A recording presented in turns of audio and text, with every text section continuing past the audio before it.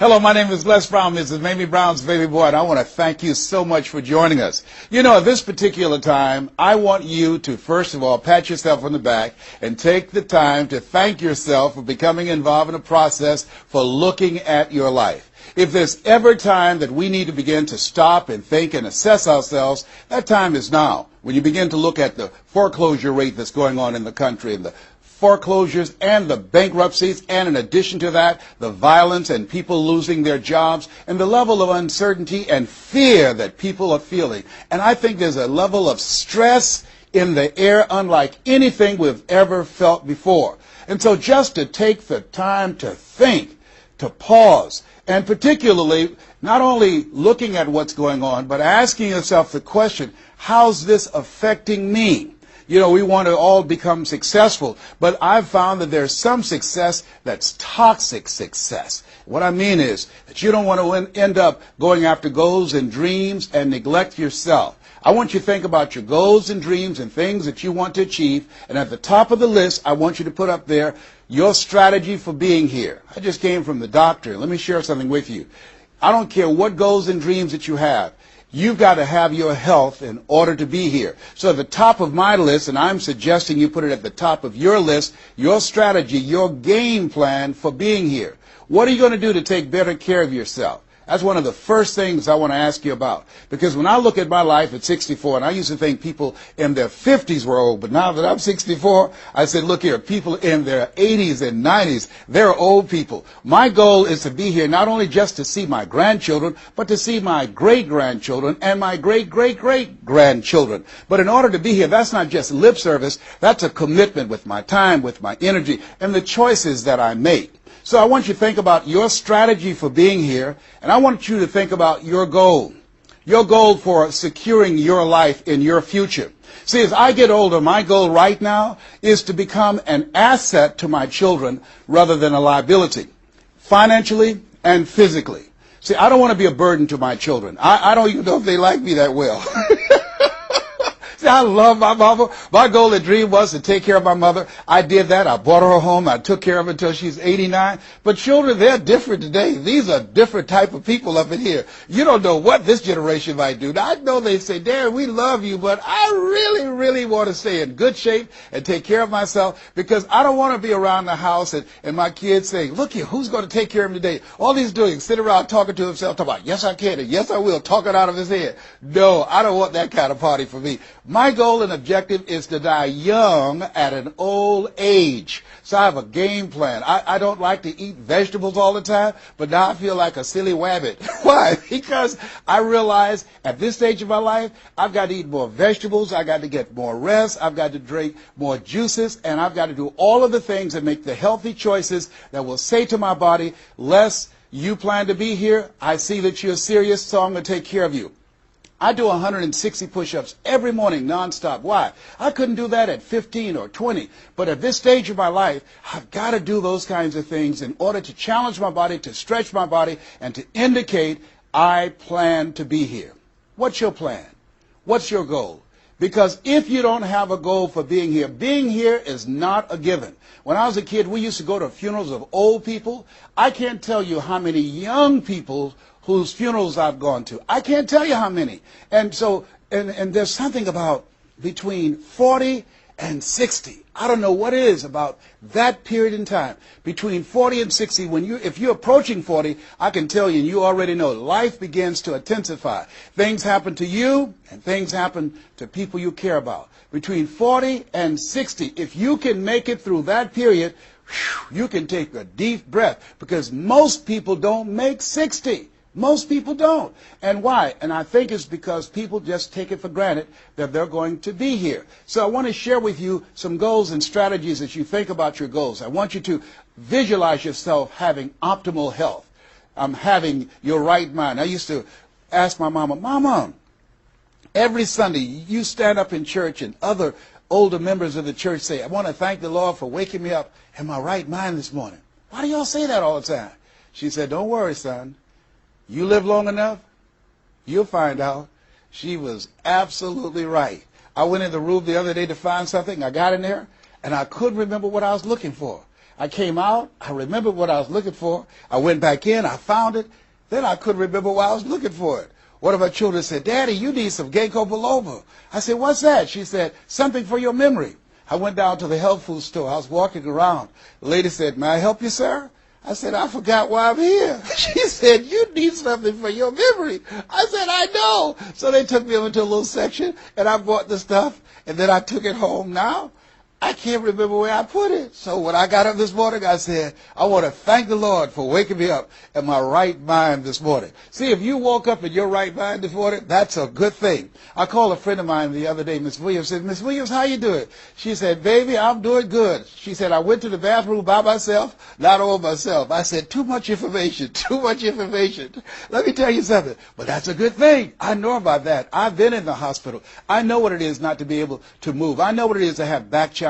I know what it is to be in pain. So this thing called life, you've got your health. Let me share something with you. That's a good thing. A friend of mine, Bishop T.D. Jakes, said, if you got a problem man or money can solve, you ain't got no problem. I can agree with that. And I learned some things going through that experience. And really, I should say, growing through that experience. My goal at that time was to be here. And trust me, it's better be seen than to be viewed. Are you feeling it, brother? Up in here, up in here. So I want you to think about your goals and dreams. And here's what I want you to do right now. I want you to say to yourself, it's possible. It's possible.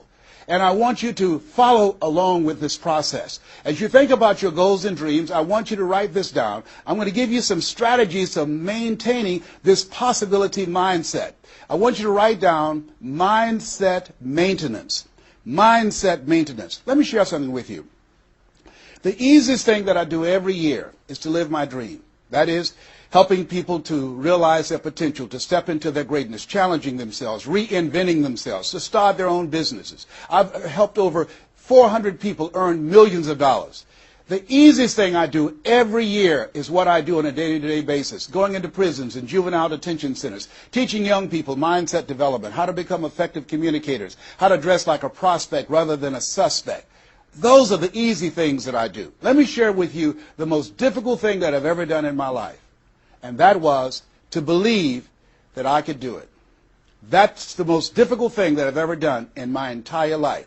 To believe that I, Les Brown, who was born in an abandoned building on a floor in a poor section of Miami, Florida, with a twin brother. We were adopted. We were 6 weeks of age by Mrs. Mamie Brown, and I called myself Mrs. Mamie Brown's baby boy. All that I am and all that I ever hope to be, I owe to my mother. I saw a sign once that said, God took me out of my biological mother's womb and placed me in the heart of my adopted mother. To believe that I, Les Brown, who was labeled educable mentally retarded, put back from the 5th grade to the 4th grade, failed again when I was in the 8th grade, to believe that I had the ability to live the life that I'm now living. No one could have told anybody who knew me, including myself, looking in on us when Mrs. Mamie Brown was raising us in a poor section of Miami, Florida called Liberty City in Overtown, that I would be who I am right now. I didn't even know that.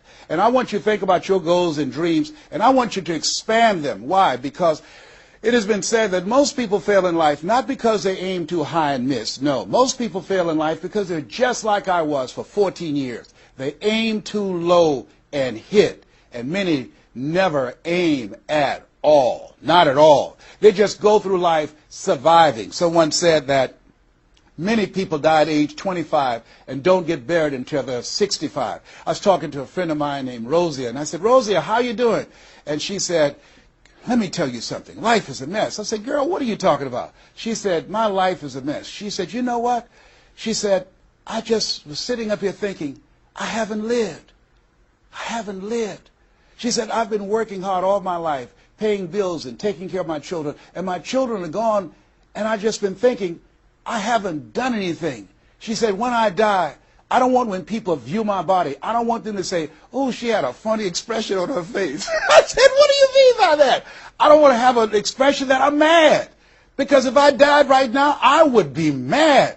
I said, why? What are some of the things you'd like to do? She said, travel. I would love to travel. I'd like to see the pyramids. I've never been to Paris. I want to go to Paris. I've never been there. There are things that I want to see, things I want to do. She said, I want to make a difference in young girls' lives, teenage mothers. I was a teenage mother. I want to be able to make a difference in their lives and see the impact that I had on their lives. And she learned, she mentioned a variety of things. And I remember a story about a lady who went to the doctor, and she was diagnosed with terminal cancer. And she came home, and she was sitting at a table, and she was drinking some coffee, and all of a sudden, she just looked up and she said, "I refuse to die an unlived life. I refuse to die an unlived life." And she decided that she was going to live. That up to that point, her life was for her family, for her children, for her husband, but she had left herself out of the equation. Have you ever done that? I remember at a period of my life, I was going to work, and I was working on a job that I hated. And at the same time, I was praying that I wouldn't get fired. I was praying that I wasn't laid off. I was miserable. Nobody was holding a gun to my head. But I showed up every day, and I used a flimsy excuse. Well, I got to pay the bills. I've got a car payment I have to pay. I have a family. I have children. I have a car note, and I have a mortgage note I have to pay. I've got to survive. I was showing up for a paycheck. Ladies and gentlemen, that's not living. And a friend of mine said, "You know when people change?" And I said, "No." He said, "When they get to the point when they say, 'I've had it. I've had it.'" I think the only reason that you're listening to me right now, the only reason that you're watching this webinar, that there's somewhere in your heart of hearts that you've said, as you looked at your life, you said, "I've had it." And not only have you said, "I've had it," but you said also in your heart of hearts, "I can do better than this." And let me share something with you. You can.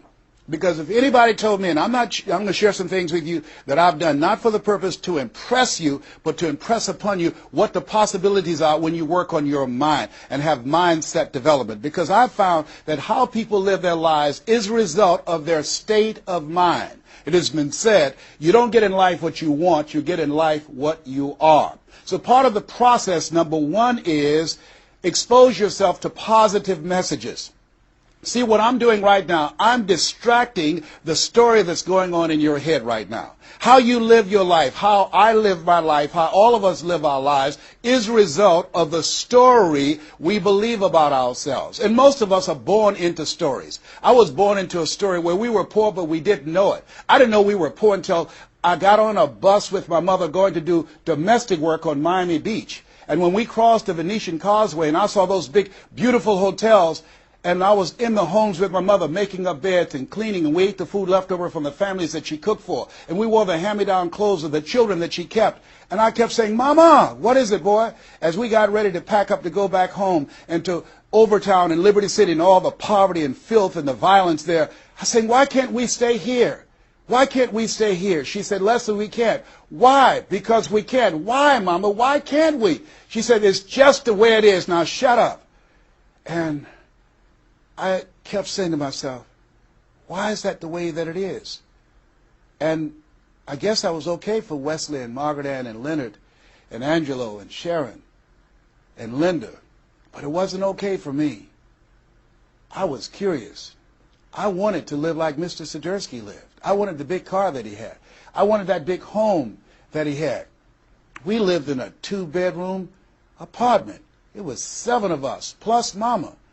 He had a big mansion, just 3 of them, 10,000 square feet. I said, "Mama, what is it, Leslie? One day, I want to buy you something just like this." My brothers and sisters, when we were on the bus going back, they were just engaged in playful things. I was thinking and dreaming. Mama didn't understand why I was thinking like that, because I'd been exposed to positive messages. I had to take care of Mr. Sidursky. I had to shine his shoes and clean his office. And every day when he was listening to motivational messages, I was hearing those things too.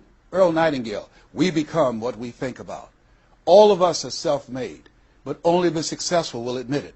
In order to be successful, you must be willing to do the things today others won't do in order to have the things tomorrow others won't have. Your mind is a machine. You must program yourself for success.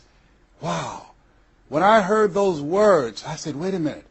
I can program my mind for success. I can program my mind for wealth. You can too.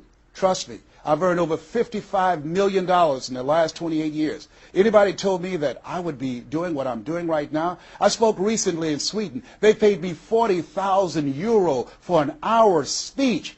I had no idea that this Les Brown that you now see had the ability to do that. I used to work for the Miami Sanitation Department as a garbage collector. I used to be a janitor. I used to do door-to-door sales. I used to work for Sears in Miami on Biscayne Boulevard. I had no idea this Les Brown that you now see had the ability one day to give lectures at Harvard or Yale or Dartmouth University. I had no idea that this Les Brown existed. I don't tell you that to impress you, but to impress upon you. There is more in you. Simba, there's more in you than you have been expressing. All of us have seen Lion King, some great symbols in there. And I say to you, there's more in you right now than's represented in your bank account. There's more in you right now that's being reflected by your life right now. Your life is not a true reflection of your potential. You have greatness within you.